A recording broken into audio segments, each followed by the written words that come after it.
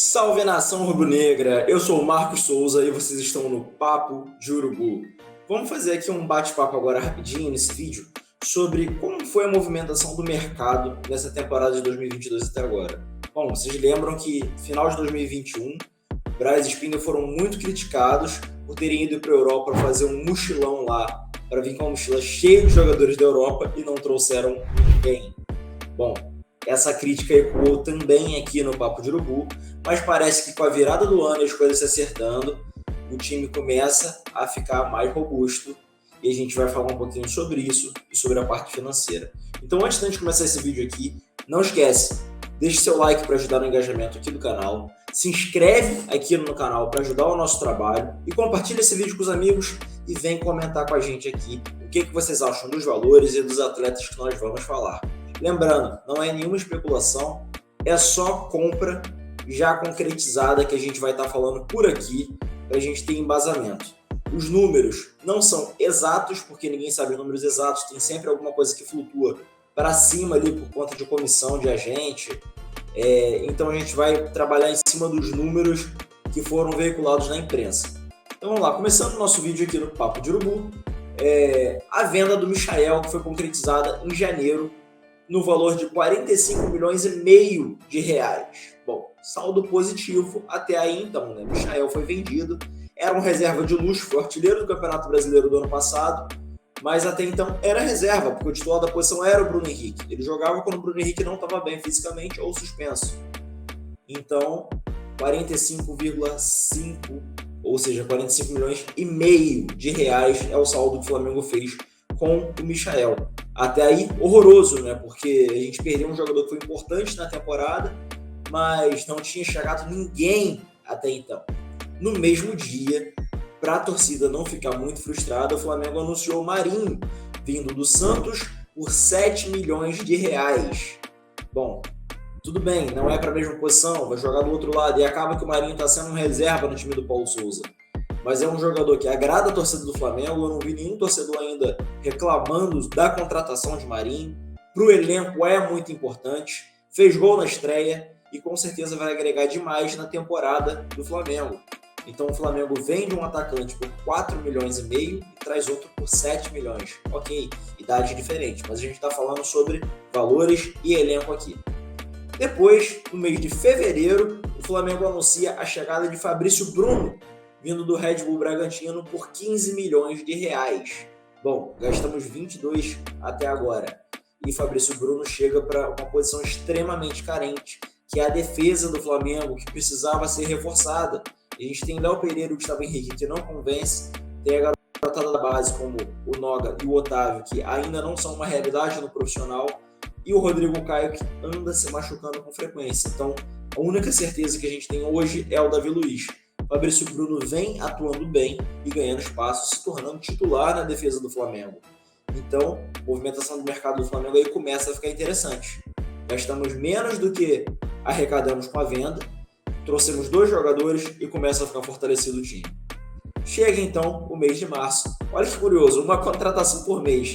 Em janeiro chegou o Marinho, em fevereiro chegou o Fabrício Bruno e agora em março chega Pablo, vindo do Lokomotiv Moscou da Rússia, por 13 milhões de reais. Reparem bem, se nós somarmos as 3 chegadas do Flamengo até agora, a gente ainda tem um lucro, contando que essas chegadas foram financiadas pela venda de Michael. E é mais uma chegada para fortalecer, e que fortalecimento para o nosso sistema defensivo.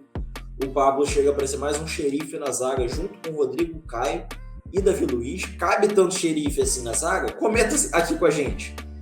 Bom, eu estou muito satisfeito com a contratação do Pablo. Tenho 30 anos e rende aí pelo menos 5 anos pelo Flamengo. O contrato dele é de 4 temporadas e vai ajudar demais na defesa do Flamengo. Até aí, a gente trouxe 3 jogadores, se desfez de um de peso, né? Fora aquela barca de jogadores inúteis que saíram. Mas agora a gente chega na parte que a gente começa a questionar se é que o Flamengo se movimentou tão bem assim nessa janela de transferência. Porque a gente conseguiu segurar, né, jogadores que também estavam aqui.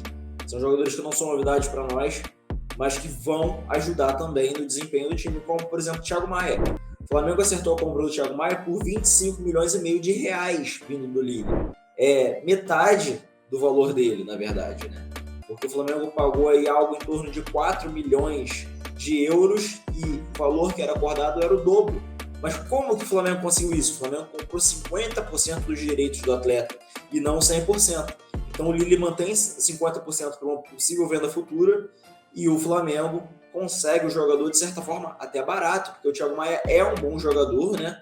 Ele precisa de mais tempo no Flamengo, porque ele tem se lesionado, teve problema psicológico ali também do divórcio ali, que abalou ele um pouquinho por um tempo, e fez com que o rendimento dele em campo não fosse o esperado.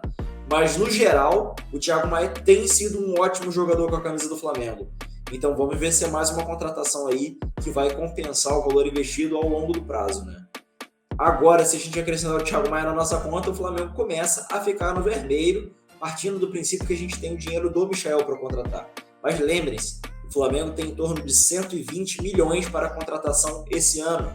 Então, se a gente acrescentar os 120 milhões aos 45 do Michael, a gente ainda está no lucro, porque a gente, com as contratações em definitivos que o Flamengo fez, olha o nosso saldo aí como é que fica. Ainda estamos no verde. Mas agora é o momento derradeiro desse vídeo. E aí eu quero saber de vocês.